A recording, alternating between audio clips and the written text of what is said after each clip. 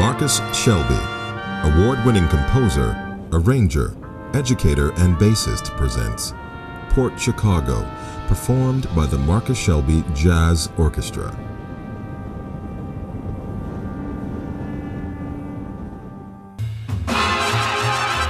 "14 original compositions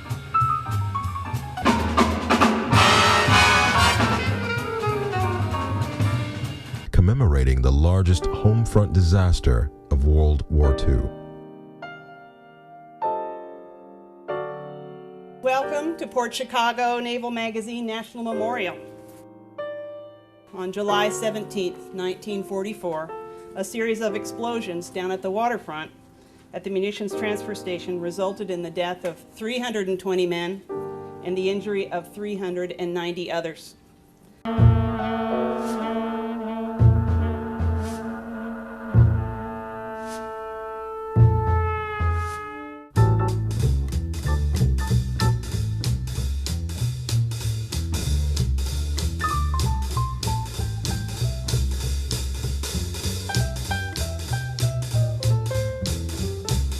Letter for you, Sam.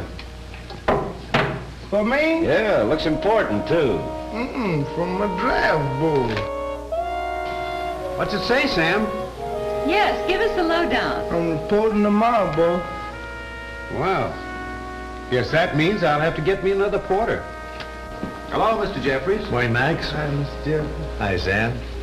Hate to lose you, Sam, but the Army needs men like you. Polish off a few jobs for me, Sam. I'll polish them all. Just give me a gun and plenty of ammunition, and I'll fix them. That's the stuff. Good boy, Sam.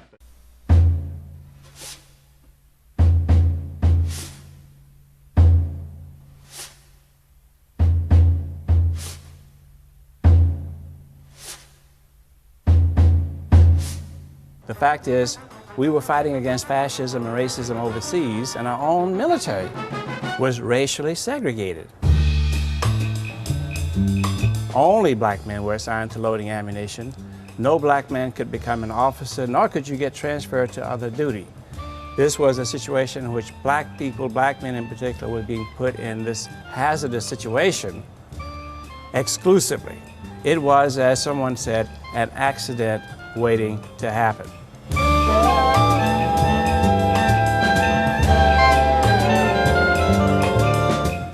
Well, some were worried about the explosive nature of the racial situation.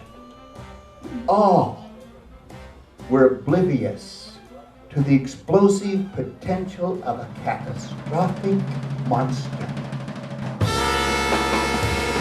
And I got out of my bunk and run to the front of the building and looked outside. A few minutes later, the big explosion. That's when everything sort of went lopsided.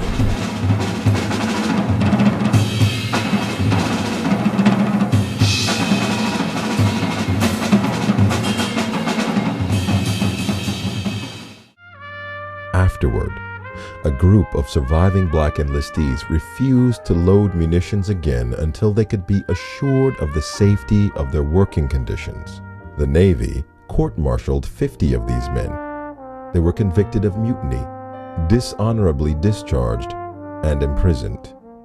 Although these sailors were convicted of mutiny, no mutiny took place. There was a protest, though, against the conditions there, the racism and so on, and the Navy covertly acknowledges that because the Navy changed as a consequence. Interestingly enough, the Navy began desegregating its units in June of 1945. This is the story that the country, that all of us need to know, because this is a part of the nation's history of how change occurs. It gives us an insight into how change occurs. In other words, sometimes the system has to be tested. You have to challenge injustice and discrimination. Change can sometimes be pushed and happen from the bottom up, but those who engage in that activity are criminalized. It is your responsibility, it is my responsibility, it is our responsibility to keep this legacy alive. We must advocate for those who can't advocate for themselves.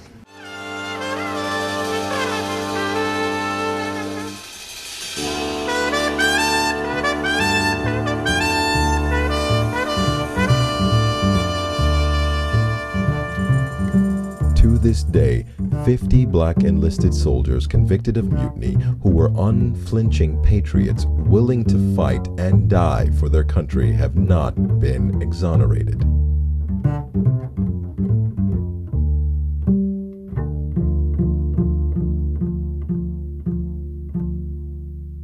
Port Chicago, performed by the Marcus Shelby Jazz Orchestra. Available now on War Records.